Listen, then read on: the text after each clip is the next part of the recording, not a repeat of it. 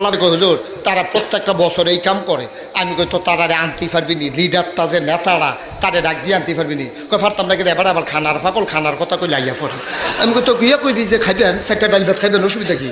তো ফলাবেনি গিয়া কইছে ও চাচা আমরা ঘরের দুগলা ডাইল ভাত খাইবেন আইয়েন। এবার তো গুড়গুড়ে আইয়া পড়ছে। আইসে পরে আমি যে রুমও বইয়া রইছি এই রুম অন্য ডুবাইছে। এবারে দেখো কম হুজুরে দি। আমি কহ হুজুরে ভিতরে আইয়েন।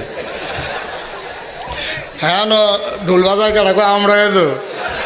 তা আমি কই কতক্ষণ দিয়াত কনে এই গা ইয়া শুনলাম, জিকির শুনলাম, মনটা বড় হইছে আমার। জিকির আমরাও করি, আলেমোলামারা করে, ইমাম সাহেবে করে, মুয়াজ্জিনে করে, আল্লাহওয়ালা মানুষ যারা সবাই করে। খুশির খবর, জিকির করবেন, লগে ঢোল লাগাইছেন কে রে? তো হুজুর কত কয় বছর ধরে ঢোল ছাড়া এই কইরা চাইছি, তো কই মিলে না। ফেস লাগাই রাইতান ঠিক। একজনে কয় লা ইলাহা, আরেকজনে কয় ইল্লাল্লাহ, একজনে কয় ইল্লাল্লাহ, আরেকজনে কয় লা ইলাহা। স্যার হরে জিকে জিকিরটা, কিন্তু ঢুলটার বাড়ির লগে লা ইলাহা ইল্লাল্লাহ, লা ইলাহা ইল্লাল্লাহ, যে কয় মিল হুজুর।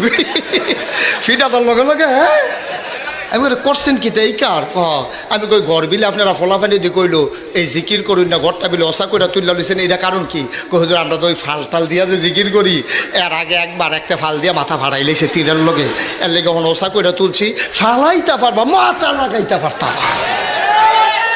আমি কই লগে বিলে বেরিয়ে বেড়াইয়া কয় হুজুর লগে বেরিয়ে বেড়াই আমরা জিকির করি। আমি কই কে রে?